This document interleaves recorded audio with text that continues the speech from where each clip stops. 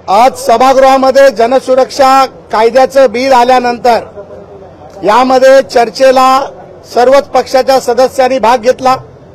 यामध्ये शिवसेना उभाटाचे नेते अनिल परब, काँग्रेसकडून अभिजित वंजारी, सन्माननीय सचिनभाऊ अहिर, विरोधी पक्ष नेते सर्वांनीच यामध्ये भाग घेतला।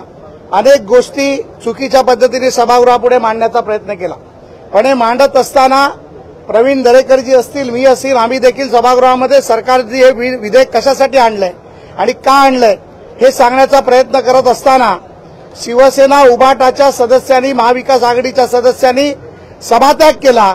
माझा स्पष्टपणे आरोप आहे की महाविकास आघाडी आणि उभाटा शिवसेना हे पार्टी संविधान, भारतीय कम्युनिस्ट पार्टी, माओवादी हे संविधान जे त्यांनी बनवलंय याला पाठिंबा देण्याचं काम उभाटा शिवसेना करते।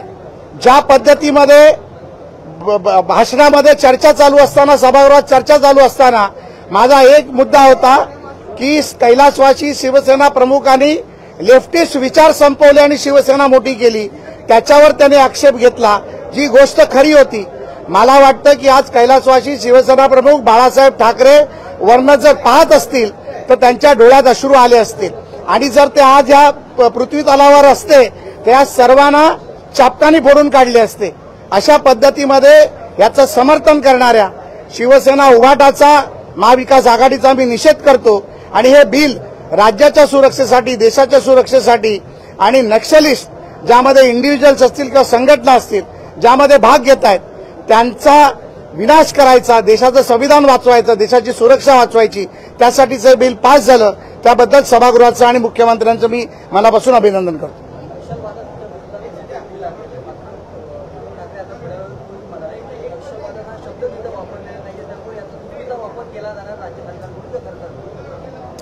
जे उद्धव ठाकरे सभागृहात कुठल्या चर्चेत भाग घेत नाहीत, मी स्वतःहून त्यांना सांगितलं की उद्धवजी आपण चर्चेमध्ये भाग घेतला पाहिजे, त्यांनी नकार देऊन ते निघून गेले। त्या उद्धव ठाकरेंनी केलेल्या टीकेचं उत्तर काय द्यायचं हा माझा पहिला प्रश्न आहे। मला वाटतं की त्यांना विधान परिषदेत येऊन आता जवळजवळ 5 वर्ष होत आली। 5 वर्षात ज्या व्यक्तींनी मुख्यमंत्री राहिल्यानंतर देखील एक भाषण केलं नाही, एक संबोधन केलं नाही, विरोधी पक्षाची भूमिका मांडली नाही, त्या उद्धव ठाकरेबद्दल बोलण्यामध्ये मला वाटतं की काही स्वारस्य नाही। त्यापेक्षा तुमच्या इतर प्रश्नाचं उत्तर दिलं तर ते चांगलं वाटेल असं माझं मत आहे। नाही, यामध्ये माझी भूमिका स्पष्ट होती की कैलासवासी शिवसेना प्रमुखांनी ज्या पद्धतीमध्ये मार्क्सवादी विचाराला विरोध केला, कम्युनिस्ट विचाराला विरोध केला, त्यामुळे शिवसेना मोठी झाली हा माझा शब्द होता।